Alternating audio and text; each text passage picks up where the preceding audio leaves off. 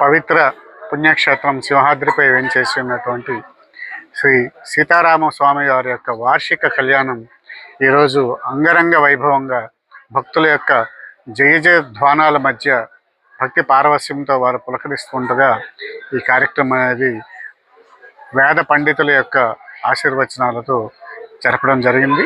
దీనికి పెద్ద ఎత్తున భక్తులు వచ్చి స్వామివారి యొక్క కళ్యాణ మహోత్సవాన్ని కనులారా కాంచి వారు పునీతులయ్యారు.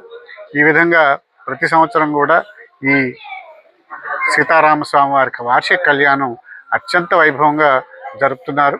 కాబట్టి రానున్న కాలంలో కూడా భక్తులందరూ కూడా సుమారుగా 700-800 సంవత్సరాల క్రితం కట్టినటువంటి ఈ ఆలయంలో వేంచేసి ఉన్నటువంటి సీతారామస్వాముల వారిని దర్శించుకుని పుణ్య తీర్థ ప్రసాదములు కూడా గైకొని వారు చరితార్థులు అవ్వాలని చెప్పి పునీతులు అవ్వాలని చెప్పి ఈ సందర్భంగా అందరికి కూడా నేను విజ్ఞప్తి చేసుకుంటూ ఈరోజు అత్యంత వైభవంగా ఈ సీతారాముల వారి కళ్యాణాన్ని నిర్వహించినటువంటి పురోహితులు, వైదికులు, అలాగే ఇతర సిబ్బంది అందరూ కూడా ఈ సందర్భంగా ప్రత్యేకంగా అభినందిస్తున్నాం.